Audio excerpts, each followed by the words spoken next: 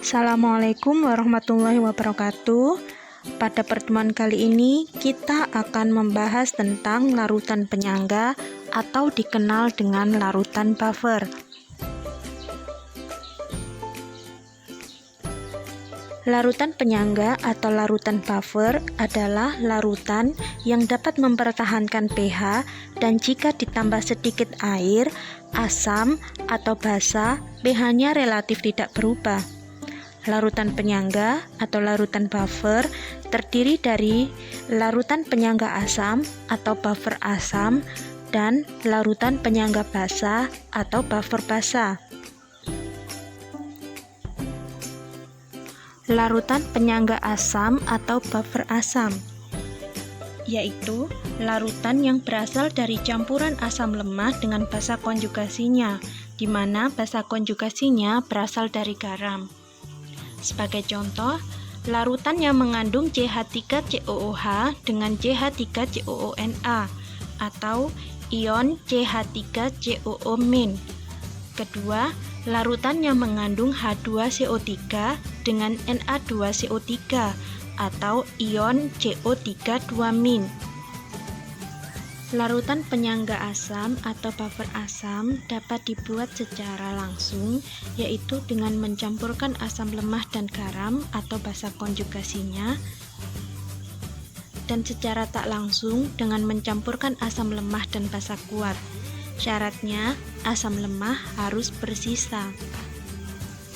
Sebagai contoh, CH3COOH ditambah NaOH akan membentuk CH3COONA dan H2O. CH3COOH sebagai asam lemah yang bersisa dan NaOH sebagai basa kuat yang habis bereaksi.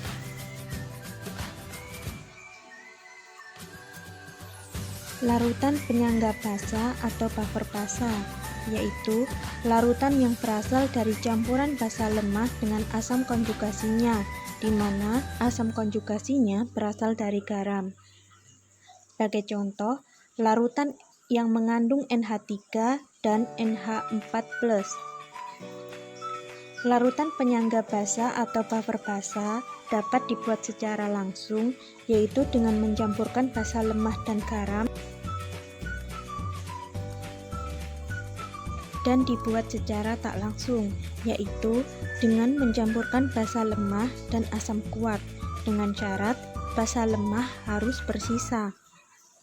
Sebagai contoh, NH3 direaksikan dengan HCl akan membentuk NH4Cl, di mana NH3 sebagai basa lemah yang bersisa, HCl sebagai asam kuat yang habis bereaksi. Menentukan pH larutan penyangga atau larutan buffer. Untuk menentukan pH larutan penyangga asam, konsentrasi ion H+ dapat dihitung dengan rumus konsentrasi ion H+ sama dengan Ka kali mol asam dibagi N kali mol basa konjugasi. Sehingga untuk menghitung pH larutan penyangga asam dapat digunakan rumus pH sama dengan min log konsentrasi H+.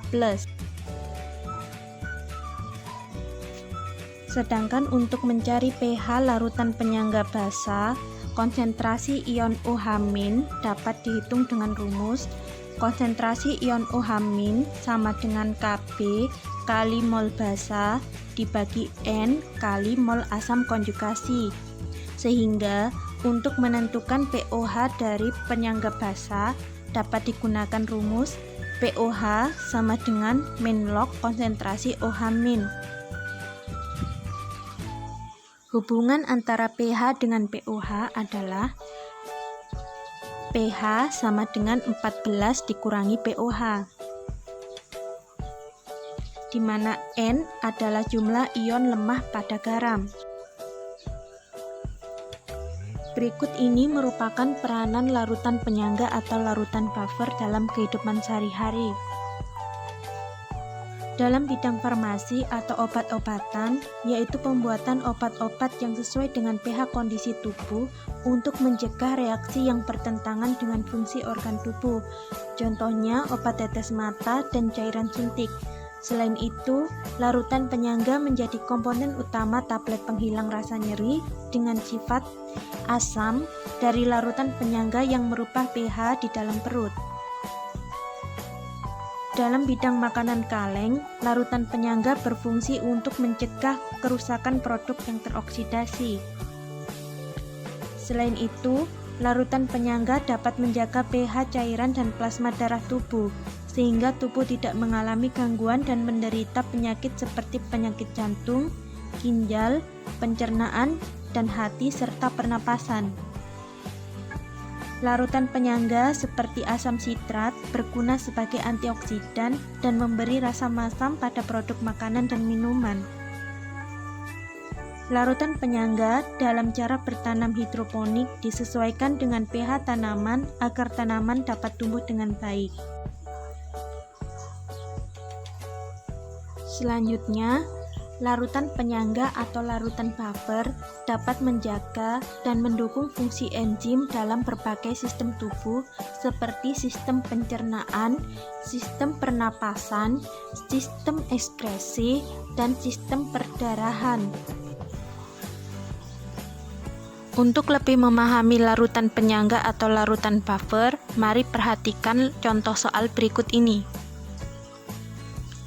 Untuk soal yang pertama, larutan penyangga berperan dalam menjaga kestabilan pH cairan intrasel, ekstrasel, dan berbagai sistem lainnya. Berikut adalah daftar spesies kimia yang dapat membentuk larutan penyangga. Yang pertama, H2C2O4. Yang kedua, H2PO4-. Yang ketiga, H2CO3. Yang keempat, CO32-. Yang kelima, HPO42-. Pasangan spesies kimia yang dapat membentuk larutan penyangga adalah: sebelumnya harus diingat bahwa larutan penyangga dapat dibuat dari campuran asam lemah dan basa konjugasinya.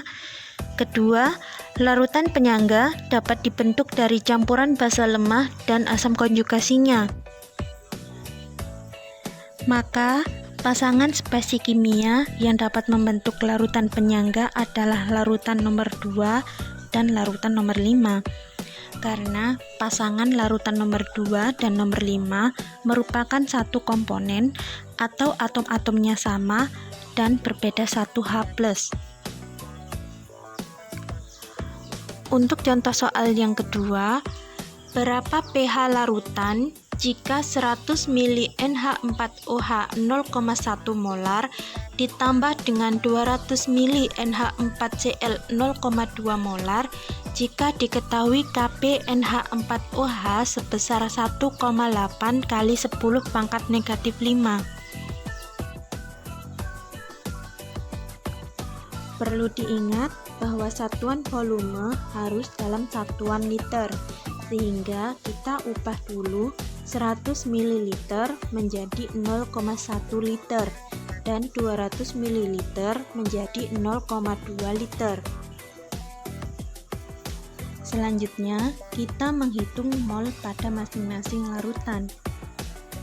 Mol NH4OH sama dengan molaritas kali volume sama dengan 0,1 kali 0,1 sama dengan 0,01 molar.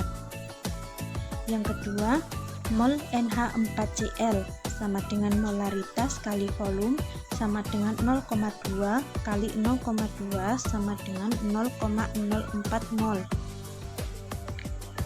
Setelah itu, kita menghitung konsentrasi ion OH-, yaitu dengan rumus konsentrasi ion OH- sama dengan Kb kali mol basa dibagi N kali mol asam konjugasi, sama dengan 1,8 kali 10⁻⁵ kali 0,01 dibagi 0,04, sehingga dihasilkan 4,5 kali 10 pangkat negatif 6. Selanjutnya, kita menghitung harga POH dengan rumus POH sama dengan min log konsentrasi OH min.